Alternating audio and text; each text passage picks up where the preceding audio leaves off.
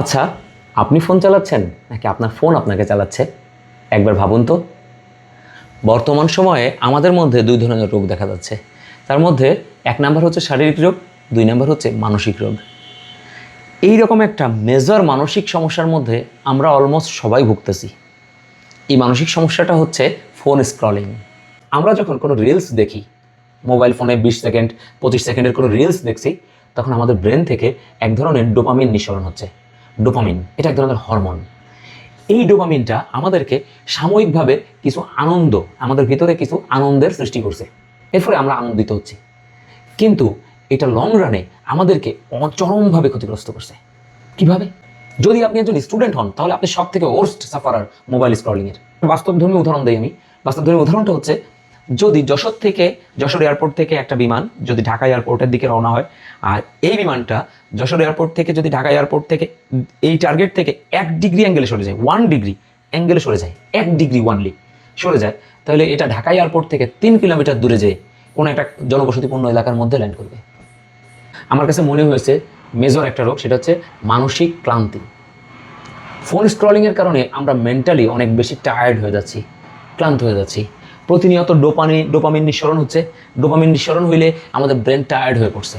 আপনি ভাবতেছেন যে সারাদিন school coaching, college coaching, university করে সাথে অনেক টায়ার্ড হয়ে গেছেন, আর মনে করতেছেন যে এবার একটু রেস্ট করি, এবার একটু ফোনটা হাতে নেই। এবার যেই আপনি ফোনটা হাতে নিচ্ছেন, আপনার ব্রেন আরও বেশি টায়ার্ড হয়ে পড়ছে। এটা ক্ষণস্থায়ীভাবে আপনাকে আনন্দ দিচ্ছে, আর বিনিময়ে আপনার ব্রেনকে টায়ার্ড করে দিচ্ছে। এবার আপনার আদার্স যে কাজগুলো ছিল, আপনার যে হোমওয়ার্কগুলো ছিল, যে অ্যাসাইনমেন্টগুলো ছিল, অন্য যেসব টার্গেটগুলো ছিল, এই টার্গেটগুলো সবগুলো থেকে আপনাকে ব্যাকফুটে ফেলে দিচ্ছে।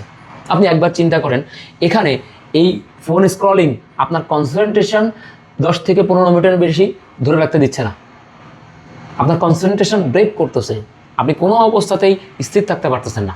আপনি কোনো একটা কাজের মধ্যে মনোনিবেশ করতেছেন, আপনি কোনো একটা মেজর প্রবলেম সলভ করতেছেন, আপনি কোনো একটা কাজ করছেন, হাউসহোল্ড অ্যাক্টিভিটিস করছেন, কোনো জায়গাতে আপনি 10-15 মিনিটের বেশি কনসেন্ট্রেশন ধরে রাখতে পারছেন না। আপনি খেয়াল করে দেখবেন, আপনার সাবকনশিয়াস মাইন্ডেই আপনার হাতটা আপনার ফোনের দিকে চলে যাচ্ছে, এবং ফোনটা বের করে অন্য কিছুই না, সোশ্যাল মিডিয়া। কোনো একটা কারণে আপনার যদি ওয়াইফাই অফ থাকে বা ফোনের ডাটা না থাকে, আপনার মধ্যে অস্বস্তি ফিল হচ্ছে, আর এর কারণে আপনি 15 থেকে 20 মিনিটের বেশি কোনো কাজে ফোকাস থাকতে পারছেন না। আপনি একজন স্টুডেন্ট, সায়েন্সের স্টুডেন্ট, তাহলে আপনি একজন সায়েন্সের স্টুডেন্ট হওয়ার পর আপনি যদি বড় বড় প্রবলেম আপনাকে সলভ করতে হয়, আপনি একজন ডক্টর হতে পারেন, আপনি একজন প্রকৌশলী হতে পারেন, আপনি মাধ্যমিক উচ্চ মাধ্যমিক লেভেলের একজন স্টুডেন্ট হতে পারেন। প্রত্যেক ক্ষেত্রে আপনার কনসেন্ট্রেশন অনেক বেশি গুরুত্বপূর্ণ, কিন্তু এটা আপনি ধরেই রাখতে পারছেন না। 10-15 মিনিটের পরেই আপনার যে অস্বস্তি ফিল হচ্ছে, ভিতর থেকে অস্বস্তি আসতেছে, তাহলে এটা একটা মানসিক রোগ না? সময়ের অপচয়। সময় ফোন ধরলে আপনার 2-3 ঘন্টা সময় নষ্ট হয়ে যাচ্ছে। এই 2-3 ঘন্টা সময়ের কি মূল্য নাই? মনে রাখবেন এই কথাটা, টাইম ইজ মানি। আপনি আজকে যে সময় ইনভেস্ট করতেছেন, আপনি যদি একজন স্টুডেন্ট হন, তাহলে আপনি যে লেভেলের স্টুডেন্ট হন না কেন, আপনার কিন্তু এই টাইমটা ইনভেস্টেড টাইম, এটা আপনার ইনভেস্টমেন্টের সময়। আপনি এখন ইনভেস্ট করতেছেন, এর পরবর্তীতে আপনি একজন অ্যাডভোকেট হবেন, আপনি একজন ব্যারিস্টার হবেন, আপনি একজন জজ হবেন, আপনি একজন ডক্টর হবেন, আপনি একজন ইঞ্জিনিয়ার হবেন, আপনি ভালো বিশ্ববিদ্যালয়ে পড়বেন, আপনি একজন প্রফেসর হবেন। তো যেই ক্ষেত্রেই আপনি যান না কেন, এটা কিন্তু আপনার আর্নিংয়ের জন্যই কাজে লাগবে। তাইলে আপনি যদি একজন ডক্টর হইতে চান, তাইলে আপনি ডক্টর হইতে চাইলে আপনার কনসেন্ট্রেশন যদি সঠিকভাবে না রাখেন, আপনি যদি সময়ের মূল্য না দেন, তাহলে আপনি ডক্টর হতে পারবেন? আমাদের একটা বর্তমানে বড় রকমের একটা টেন্ডেন্সি ঢুকে গেছে। আমাদের প্রত্যেকটা বিষয়ের কিছু ইতিবাচক বিষয় আছে, কিছু নেতিবাচক বিষয় আছে। ওয়ান শটের কিছু ইতিবাচক বিষয় আছে, কিন্তু এর বেশিরভাগই নেতিবাচক বিষয়। শর্টকাট দিয়ে সবসময় কাজ চলে না। আপনি সিম্পলি চিন্তা করেন, আপনি এখান থেকে ইউনাইটেড স্টেটে যাবেন ফিজিক্যালি, আপনি শারীরিকভাবে আপনার সশরীরে বাংলাদেশ থেকে ইউনাইটেড স্টেটে যাবেন, কোনো শর্টকাট আছে আপনার কাছে? আপনি যদি বিমানেও ট্রাভেল করেন, 36 ঘন্টা জার্নি করা লাগবে আপনাকে। তাহলে এই ট্রাভেল আপনি না করে কেমনে যাবেন? আপনি শর্টকাটে মেসেজ করে চলে যেতে পারবেন? পারবেন না, এটা বাস্তবে সম্ভব না। তাই শর্টকাট খোঁজাটা বাদ দিতে হবে আমাদেরকে। আমরা কন্টিনিউয়াসলি শর্টকাটের মধ্যে অ্যাডিক্টেড। যে কোনো বিষয় আমাদের শর্টকাট দরকার, পরিশ্রম খুব কম করব, প্রফিট খুব বেশি করব। এই টেন্ডেন্সিটা আমাদের মধ্যে ঢোকানো হচ্ছে। আপনি চিন্তা করেন, আপনি একজন প্রকৌশলী হবেন, আপনি শর্টকাট করে প্রকৌশলী হতে পারবেন? আপনার ইকুয়েশন শিখতে হবে না, আপনাকে ক্যালকুলাস শিখতে হবে না, আপনার নিউটনীয় বলবিদ্যা শিখতে হবে না, আপনাকে ত্রিকোণমিতি শিখতে হবে না, ফাংশন শিখতে হবে না। তাহলে এই কনসেপ্টগুলো আপনি শুধু শিখবেন, স্যার বলবে, একজন বই পড়বে, আর আপনি শুনবেন, ব্যাস আপনার পড়া হয়ে যাবে। আপনাকে প্র্যাকটিস করতে হবে না। অন ফিল্ডে যখন আপনি প্র্যাকটিস করতে যাবেন, তখন আপনার তো 15 মিনিট থেকে 20 মিনিটের বেশি কনসেন্ট্রেশনই থাকে না। তাহলে আপনি প্র্যাকটিস কেমনি করবেন? আপনি প্র্যাকটিস করতে পারছেন না। যখনই মাধ্যমিক লেভেলটা কোনো রকমে পার করতেছি, বা মাধ্যমিক লেভেলের মধ্যেও সারাদিন ফোনে স্ক্রলিং করতেছি, গার্ডিয়ান কিন্তু আপনাকে বলে বলে ক্লান্ত, টায়ার্ড। আমার শতকরা 95% স্টুডেন্ট প্রত্যেকে এই স্ক্রলিং রোগে আক্রান্ত, ফোন স্ক্রলিং রোগে আক্রান্ত। প্রত্যেক অভিভাবক ভীষণ পরিমাণ চিন্তিত তার সন্তানের ভবিষ্যৎ নিয়ে, যে সে কন্টিনিউয়াসলি এত পরিমাণ ফোন অ্যাডিক্টেড হয়ে গেছে। যদি আপনার লক্ষ্য অনেক বড় থাকে তাহলে আপনার কাছে কোনো শর্টকাট নেই, আপনাকে প্রপার যে রাস্তা আছে এই রাস্তা অতিক্রম করেই যেতে হবে। হ্যাঁ, আপনি যদি সুপার হিউম্যান হন বা আপনার কোয়ালিফিকেশন, আপনার ব্রেন যদি অনেক শার্প হয়, আপনার আইকিউ অনেক শার্প হয়, একটা বিষয় যার জন্য 2-3 ঘন্টা সময় লাগতেছে আপনার জন্য সেটা আধা ঘন্টা 1 ঘন্টার মধ্যে হয়ে যেতে পারে। আপনি যদি ফুল কনসেন্ট্রেশন এক জায়গায় রাখেন তাহলে অনেক কঠিন একটা কাজ অনেক অল্প সময়ের মধ্যে আপনি করে ফেলতে পারেন, এই অ্যাবিলিটি আপনার থাকতে পারে। কিন্তু আপনি একটা ওয়ান শট করবেন, অনেক শর্টকাট করে আপনি জাস্ট ওভারকাম করে যাবেন, এটা পসিবল হবে না বাস্তবে। আপনাকে শিখতেই হবে, অন ফিল্ডে আসতে হবে এবং শিখতে হবে। তাহলে সেক্ষেত্রে আপনার অবশ্যই উচিত এই মোবাইল স্ক্রলিং রোগ থেকে বের হয়ে যাওয়া। আপনি একজন ব্যারিস্টার হবেন, কিন্তু আপনি দিনের বেশিরভাগ সময় ফোন স্ক্রলিং করছেন। ফোন স্ক্রলিং করে করে আপনি কি হচ্ছে, টায়ার্ড হয়ে যাচ্ছেন। এর পরবর্তীতে আপনার কি সিচুয়েশন ক্রিয়েট হচ্ছে, আপনি যখন পড়তে বসতেছেন ক্লান্তি চলে আসতেছে, আপনার ঘুম আসতেছে, আপনি ফ্যামিলিকে বলতেছেন, আপনার বাবাকে বা মাকে বলতেছেন আমি অনেক টায়ার্ড হয়ে গেছি, আমি কালকে থেকে ঠিকভাবে পড়বো। প্রত্যেকটা 95% স্টুডেন্ট আপনার প্রত্যেক দিন রাতে ঘুমানোর আগে চিন্তা করেন কালকে থেকে শুধরে যাবো, আর আজকের দিন অবধি হচ্ছে আপনারা শুধরাচ্ছেন। এটা আপনার দোষ না, আমি আপনাকে ব্লেম করতেছি না, এইটা আমাদের প্রযুক্তির নেতিবাচক দিক। প্রত্যেকটা বিষয়ের কিছু ইতিবাচক দিক থাকে, কিছু নেতিবাচক দিক থাকে। আমাদের এই টেকনোলজির নেতিবাচক দিক হচ্ছে এটা। সোশ্যাল মিডিয়ায় আমরা যখনই কোনো পোস্ট করি, আমরা সোশ্যাল মিডিয়ায় যখনই কোনো ভিডিও, কোনো রিলস বা কোনো ছবি পোস্ট করতেছি, শেয়ার করতেছি আমাদের লাইফ সম্পর্কে, যে তখনই আমরা কিন্তু আমাদের জীবনের সবচেয়ে সেরা মুহূর্তগুলোকে আপলোড করতেছি, সেরা সিচুয়েশনগুলোকে। বেশিরভাগ 95% সিচুয়েশনেই আমরা সেরা মুহূর্তগুলো, সুন্দর দিনগুলো, সুন্দর কিছু ছবি সেটাই আপলোড করতেছি। আপনার ফোনে আপনি আপনার 50টা ছবি তুলছেন, তার মধ্যে ওয়ানলি 5টা ছবি ভালো হয়েছে, আপনি কিন্তু এই 5টা ছবিকে পোস্ট করতেছেন। বাকি 49টা, বাকি 45টা কিন্তু করছেন না। কিন্তু এই যে 5টা ছবি সব থেকে বেশি সুন্দর, এইটা দেখেই আপনার অপোনেন্টে, আপনার যারা দর্শক আছে তারা হতাশ হয়ে যাচ্ছে। ঠিক সিমিলার ওয়েতে আপনি যেমন অন্যদেরটা দেখে হতাশ হচ্ছেন, সাবকনশিয়াস মাইন্ডের মধ্যেই আপনার ভিতরে একটা হতাশা তৈরি হচ্ছে। একজন ট্যুরে গেছে, একজন বাইরে ফরেন ট্যুর বেস করতেছে, আপনার দেখে ভিতরে একটু অস্বস্তি হচ্ছে, আমি কবে যাব, আমি এখন যাইতে পারতেছি না, আমার পরীক্ষা, আমার এইটা, আমার ওইটা। নিজের মধ্যে এক ধরনের হতাশা, একটা ফ্রাস্ট্রেশন কাজ করছে, কিছু একটা জেলাসি কাজ করছে। ওর সমস্যা হচ্ছে সেটা হচ্ছে বাস্তব সম্পর্কগুলো নষ্ট হচ্ছে। আমাদের ডেইলি লাইফে আমাদের যে সম্পর্কগুলো আছে, ফ্যামিলিয়ার সম্পর্ক, পারিবারিক সম্পর্ক, মা বাবা ভাই বোন সবাই মিলে আমরা যে একটা পারিবারিক যে মোমেন্ট এনজয় করতাম, এখন কিন্তু ডেইলি লাইফে আমরা পারিবারিক সেই মোমেন্টগুলো আর ওইভাবে এনজয় করতে পারি না। সারাদিন পর বাবা অফিস থেকে আসছে, সে ফ্রেশ হয়ে রাতের ডিনার শেষ করে খুবই টায়ার্ড, এসে ফোনটা নিয়ে বসছে, এসে ফোনে কিছু একটা কাজ করতেছে, কিছু একটা স্ক্রলিং করছে, দেখছে। মা যখন কুক করতেছেন, রান্না করতেছেন, অনেক ক্লান্ত, দেখা যাচ্ছে মাও ফোনটা নিয়ে স্ক্রলিং করতেছেন আর রান্না করছেন। আর আপনি সারাদিন পরে স্টুডেন্ট, আপনি সারাদিন লেখাপড়া করে এসে 2-3টা ব্যাচ করে এসে আপনি ভীষণ ক্লান্ত, হাত পা ছেড়ে দিয়ে শুয়ে ফোনটা হাতে নিয়ে স্ক্রলিং করতেছেন। রাতের হোমওয়ার্কগুলো, রাতের অন্যান্য কাজগুলো সব ডিউ, সব পেন্ডিং। তাহলে আলটিমেটলি কে ক্ষতিগ্রস্ত হচ্ছে? আপনি ক্ষতিগ্রস্ত হচ্ছেন।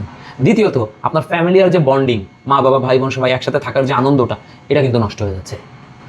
তার থেকে আরেকটা বড় যে সমস্যা আমার কাছে মনে হয়েছে, সেটা হচ্ছে আমাদের নৈতিক মূল্যবোধের অবক্ষয় হচ্ছে। নৈতিক মূল্যবোধটা আসলে কি? নৈতিক মূল্যবোধটা হচ্ছে, সাপোজ মনে করেন আমরা আগে একটা সামাজিক, আমরা আগাগোড়াই একটা সামাজিক প্রাণী, বাংলাদেশে আমরা সবাই সামাজিক প্রাণী। তো এর আগে পূর্ববর্তী সময়ে আমরা আমাদের পাড়া প্রতিবেশী, আত্মীয় স্বজন, রিলেটিভ প্রত্যেকের দুঃখে কষ্টে সমানভাবে এই কষ্ট বেদনা এগুলো ভাগাভাগি করে নিতাম। আমরা তাদের হাসি আনন্দের সময় এই হাসি আনন্দ ভাগাভাগি করে নিতাম।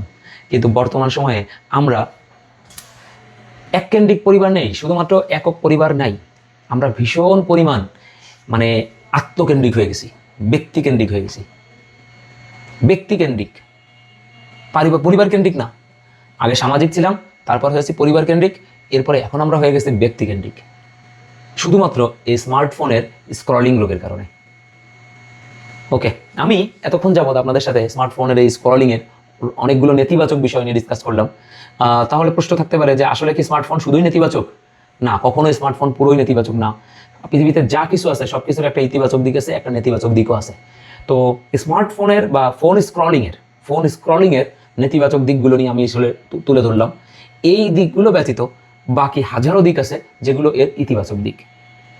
তবে নেতিবাচক দিকগুলো আমাদেরকে খুব বেশি ক্ষতিগ্রস্ত করছে বলে আমি এই নেতিবাচক বিষয়গুলো তুলে ধরলাম। আমার অসংখ্য স্টুডেন্ট আছে যারা এই ধরনের রোগে আক্রান্ত, এবং তারা তাদের কাঙ্ক্ষিত যে স্বপ্ন, তারা তাদের যে কাঙ্ক্ষিত যে লক্ষ্য, সেখানে পৌঁছাতে পারতেছে না এই স্ক্রলিং রোগের কারণে। কারণ আসলেই কোনো শর্টকাট হয় না। আপনি যদি আজকে ফাঁকি দেন, তাহলে এই ফাঁকিতে আপনাকেই পড়তে হবে। আপনি কোনো একটা চ্যাপ্টার স্কিপ করতেছেন, আপনি কোনো একটা চ্যাপ্টার শর্টকাট করে এইচএসসি প্ল্যাটফর্মে যাচ্ছেন, এসএসসি থেকে এইচএসসিতে যে কিন্তু একই অধ্যায় বৃহৎ আকারে আসছে, কিন্তু আপনি তো এসএসসিতে শর্টকাট করছিলেন, আর এইচএসসিতে সময় কম।